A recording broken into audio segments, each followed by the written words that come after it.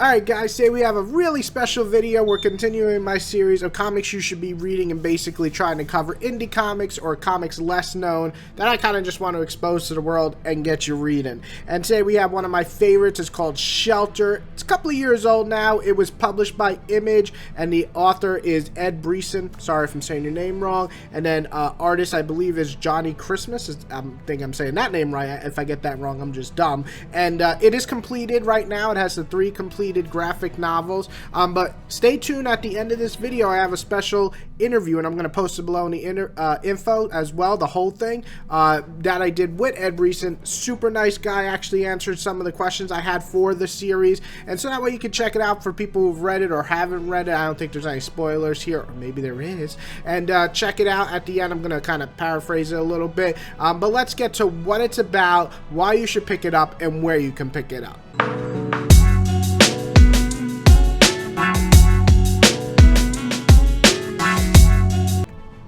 Shelter is actually what it sounds like. It's about sheltered people preparing for the apocalypse. But one day the parents wake up and their children just decide to kill them all in this camp called Safe Haven. And it's actually kind of fucked up. It's not a spoiler. I mean, that's what happens like in the very first few pages.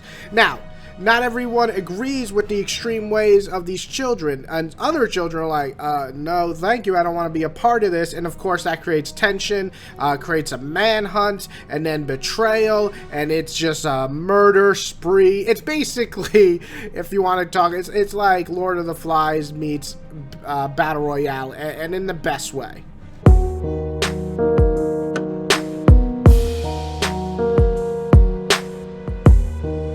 Right off the bat, the art is pretty unique, it's different, and it really gives this atmosphere that gives it a boost that makes you want to actually check it out. On top of that, Christmas really, sorry, I know it's the name, I don't mean it's actually Christmas, but the artist, Christmas, really creates an environment that makes you kind of like shiver. It always feels cold, even though you're just looking at paper. The environment and the atmosphere that he's drawing, it always feels cold. I love that. I love when an artist can do that. Next up is, you know, Ed Brisson telling you a damn fine tale of these kids being, well, you know, teenagers. I mean, especially on the edge where they think everything they're doing is the right thing, but some of them have obviously selfish reasonings to do these things and hurt others and not care, while others hurt others and do care, and then they try to reflect on their actions, and by the end of it all, you don't really know who the bad guy is or the good guy is. And maybe it doesn't matter. Maybe that's what makes this series so cool and different, and I really like that.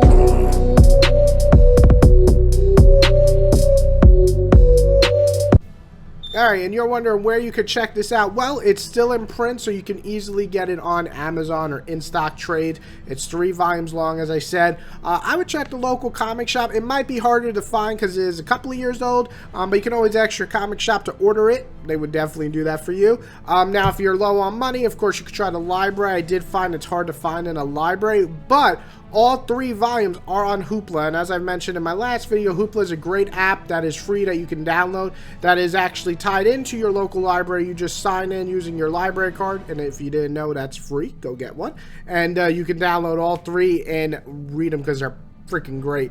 But I think this is for fans of horror, fans of thriller, fans of drama. You gotta check this one out. I really suggest it. I hope it's good to you as it is for me.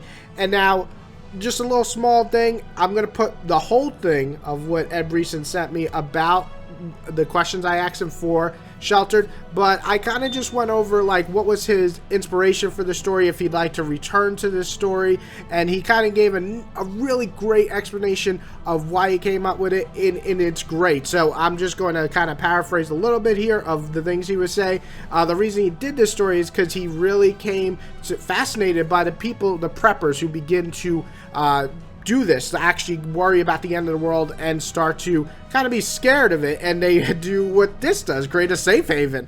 And so what was really great is I asked him, you know, do you ever want to revisit this world, this disturbing world? And he said yes, he would. He actually has 3 kind of things in mind. He has this story, these 3 volumes, a middle story of during like the apocalypse type of thing, and then after like the recovery, I guess you can say. And none of it would link in terms of the characters. They all be different characters. I love that. I think it's really easy and accessible for people to pick them up and keep trying. So let's just hope one day he does return to this, because I would love to see more of this. I really enjoyed this series. If you want to read, again, the full interview, just look below in the info. I'm going to just put it all there for you guys. And I hope you guys really enjoyed this video. If you have any recommendations of other indies you really loved, list them below so I can either read them, or if I read them, then I can make a video about them. I hope you enjoyed. If you like these videos, make sure you like them, share them. These are pretty important, especially for comic artists and writers, to get more recognition. That's what my goal here is today. And everybody, have a wonderful day.